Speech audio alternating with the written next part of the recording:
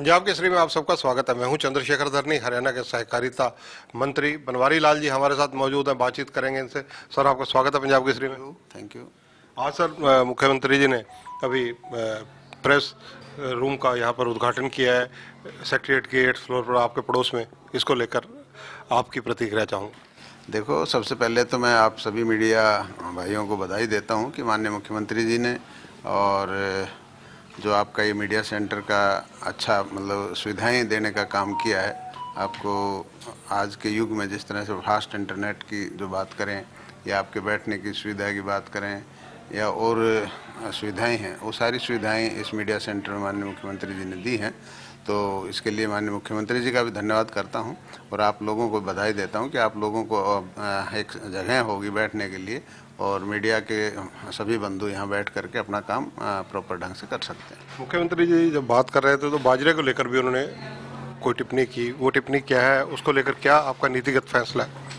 देखो, माननीय मुख्यमंत्री जी ने कहा कि जो बाजरा हम खरीदते हैं, पिछले साल भी हमने भावांतर योजना के तहत किसानों को लाभ दिया था और इस बार भी हम भावांतर योजना के तहत ही किसानों को लाभ देंगे और कुछ क्वांटिटी हम जो एफर्ड हमारा डिपार्टमेंट है वो बाजरा खरीदेगा और जो खरीद का अंतर है वो हैफेड को तो जो एक्चुअल होगा वही मिलेगा, लेकिन जो हमारा किसान को है, किसान को जैसे आज 1900 रुपये बिक रहा है तो 2350 पूरा करने के लिए 450 रुपये सरकार भावांतर के तहत किसान को उसके खाते में देगी।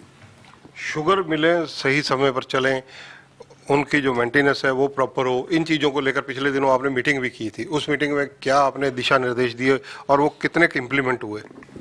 देखो, हमारे सभी एमडीज को जो शुगर मिल हैं हमारी 10 हमारी शुगर फेड की और एक हमारी फेड की है, तो उन सभी एमडीज को हमने बुलाया था और सभी को ये दिशा निर्देश दिए हैं कि अपनी सभी मिलों की जो मेंटेनेंस है वो प्रॉपर समय पर कर लें और जब मिल शुरू हो उसके बाद बीच में मिल रुके ना, क्योंकि जब मिल रुकती है तो काफ़ी नुकसान किसान को भी परेशानी होती है और मिल को भी घाटा होता है। तो मिल कंटिन्यू चले, इस बात को इंश्योर करें। सभी एमडीज ने कहा है कि भाई हम अपना मेंटेनेंस समय पर कर लेंगे और प्रयास ये रहेगा कि मिल बीच में ना रुके ताकि किसानों को कोई असुविधा ना हो और मिल को भी कोई घाटा ना हो। 14 तारीख को पंजाब और हरियाणा के मुख्यमंत्रियों की मीटिंग SYL मुद्दे पर होने जा रही है। इसको लेकर आपकी सोच क्या है? क्या कुछ लगता है आपको कि पॉजिटिव होगा? देखो, जब दोनों प्रदेशों के मुख्यमंत्री बैठेंगे, बात करेंगे तो निश्चित तौर पर कुछ ना कुछ सकारात्मक रिजल्ट आएंगे, मुझे पूरा विश्वास है। आदमपुर की बात करें, आदमपुर के उपचुनाव हैं, भव्य बिश्नोई वहाँ से बीजेपी के उम्मीदवार हैं। क्या मानते हैं वहाँ किस पार्टी से मुकाबला रहने वाला है? देखो, आज का अगर हम सिनेरियो देखें, आज की परिस्थिति देखते हैं तो आज भारतीय जनता पार्टी बहुत आगे है और अभी तो किसी का हमें मुकाबला नहीं कह सकता। अभी कांग्रेस ने तो अपना कैंडिडेट ही डिसाइड नहीं कर पा रही। कांग्रेस तो आपसी फूट लगा लो या कुछ भी लगा सकते हो, कांग्रेस तो अभी अपना उम्मीदवार भी घोषित नहीं कर पा रही है और आज की जो परिस्थितियों के हिसाब से भारतीय जनता पार्टी बहुत आगे है और निश्चित तौर पर हमारे जो उम्मीदवार हैं भव्य बिश्नोई और अच्छी तरह अच्छे मार्जिन से सीट निकालेंगे। कांग्रेस के कई बड़े चेहरे, अनिल दंतोड़ी कल शामिल हुए, मुख्यमंत्री जी ने उनको बीजेपी में शामिल करवाया।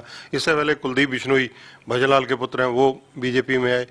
ये एकाएक कभी तो चुनावों को बहुत समय पड़ा है, ये जो लहर सी चल रही है इसका कारण क्या मानते हैं? देखो, कारण जहाँ तक मैं समझता हूँ कि कांग्रेस पार्टी का हर नेता ये समझता है कि उसकी उपेक्षा हो रही है और उसको कहीं ना कहीं नेगलेक्ट किया जा रहा है और एक व्यक्ति विशेष को ही पार्टी महत्व दे रही है और उसकी वजह से जो दूसरे नेता हैं वो पार्टी में घुटन महसूस कर रहे हैं और इस पार्टी से जाना का जो सिलसिला है वो आप देख ही रहे हो। अनिल दंतोड़ी के भी कल परसों मैं बयान सुन रहा था, उसने भी यही कहा कि भाई क्या हुड्डा ही कांग्रेस है और किसी को क्या मौका नहीं मिलेगा। तो इस तरह की सोच उन नेताओं में आ गई है, तो इसलिए वो दूसरी पार्टी में अपना स्थान देख रहे हैं।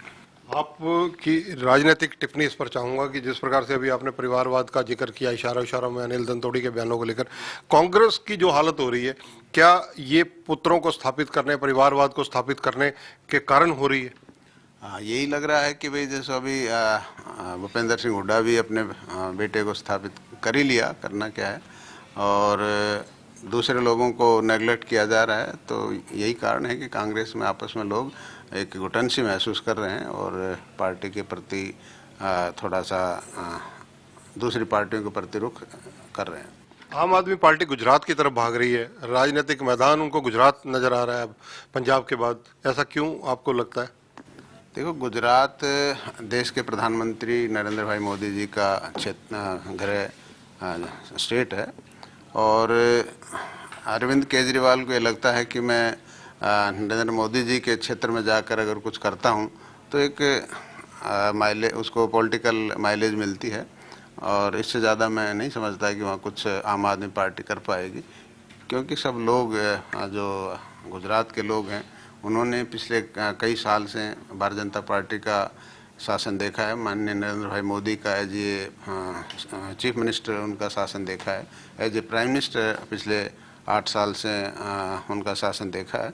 जिस तरह से भारतीय जनता पार्टी ने विकास करवाया है और लोगों की जो हर आदमी की जो जैसे सबका साथ सबका विकास और अंत्योदय के सिद्धांत पर जिस तरह से पार्टी काम कर रही है, तो हर वर्ग का आदमी भारतीय जनता पार्टी से खुश है। मिशन 2024 लोकसभा विधानसभा दोनों चुनाव हैं, जिस प्रकार से पलायन चल रहा है कांग्रेस से बीजेपी की तरफ, आपको अगले चुनावों में मुकाबले में दूसरा दल प्रमुख कौन सा खड़ा नजर आ रहा है? हरियाणा की बात करूं तो देखो, मैंने अभी बताया ना कि फिलहाल दूसरे दलों की कोई अच्छी स्थिति नहीं है। कांग्रेस की भी अभी आप बता ही रहे थे और दूसरा दल को इतना मजबूत नहीं है। भारतीय जनता पार्टी ने पिछले 8 साल में माननीय मुख्यमंत्री जी मनोहर लाल जी के नेतृत्व में जिस तरह से जो विकास पूरे प्रदेश के अंदर समान विकास जो करवाया है और नौकरियों में जैसे मेरिट के हिसाब से, योग्यता के हिसाब से नौकरियां देने का काम किया है और परिवार मुख्यमंत्री अंत्योदय परिवार उत्थान योजना के तहत जो परिवार गरीबी रेखा से नीचे हैं उनका जीवन स्तर ऊंचा कैसे उठे उस दिशा में माननीय मुख्यमंत्री जी काम कर रहे हैं। किसानों की बात करें तो किसानों को भी जहां तक मुआवजे देने की बात है वो भी किसानों को प्रॉपर मुआवजा समय पर दिया जा रहा है। तो हर वर्ग के साथ भारतीय जनता पार्टी ने न्याय किया है और अच्छा काम किया है। तो मुझे नहीं लगता कि किसी हमारी पार्टी को किसी तरह की कोई 2024 में कोई दिक्कत आएगी। एक बार फिर से आपके सहकारिता विभाग के संबंध में पूछूंगा, उसमें क्या कुछ नया करने की गाइडलाइन आपने दी है? देखो, हमारे 2-3 काम अभी पेंडिंग चल रहे हैं, तो उसमें भी हम काम कर रहे हैं। जैसे एक तो हमारा दक्षिणी हरियाणा में मिल्क प्लांट लगने जा रहा है, उसकी सब कुछ हो गया है, DPR वगैरह भी हो गई है, उसका बजट का प्रावधान करना है। और एक टेट्रा पैक का भी हम वहाँ सोच रहे हैं कि एक टेट्रा पैक प्लांट भी वहाँ लगाया जाए। रोहतक के अंदर भी हमारी एक टेट्रा पैक प्लांट का शिलान्यास अभी जल्दी ही करना है। तो ये कई चीज़ें हैं जो पाइपलाइन में हैं। और जो हमारे शुगर मिल्स हैं उनके अंदर अभी एथनॉल का जो प्लांट है हमारा, वो सिर्फ शाहबाद में है, 60 KLPD का प्लांट चल रहा है। हम चाहते हैं कि सभी शुगर मिल्स में एथनॉल प्लांट लगे और माननीय मुख्यमंत्री जी भी इस दिशा में काफ़ी डायरेक्शन हमें देते रहते हैं कि भाई एथनॉल प्लांट सभी मिलों में लगे। और हमने क्लस्टर वाइज एक ग्रुप से बनाए हैं कि जैसे करनाल में, पानीपत में अभी जल्दी ही एथनॉल प्लांट चलने वाला है और करनाल में भी शुरू करेंगे। इसी तरह छोटी मिलें हैं, जैसे जींद को कैथल के साथ मिलाया, रोहतक को मैम के साथ, इस तरह से हमने जो छोटी मिलें हैं उनको बड़ी मिल के साथ मिला करके सभी में एथनॉल प्लांट लगाने की प्रक्रिया शुरू कर रखी है। धन्यवाद। तो ये हैं हरियाणा के सहकारिता मंत्री बनवारी लाल जी, जिन्होंने कई मुद्दों पर हमारे से चर्चा की। कैमरामैन संजय सिंह के साथ चंद्रशेखर धरनी, पंजाब केसरी टीवी, चंडीगढ़। हमसे जुड़े रहने के लिए हमारे YouTube चैनल को सब्सक्राइब करें और नई वीडियो की नोटिफिकेशन के लिए बेल आइकॉन को दबाएं। अगर आप ये वीडियो Facebook पर देख रहे हैं तो लाइक जरूर करें और ज्यादा से ज्यादा शेयर करें। धन्यवाद।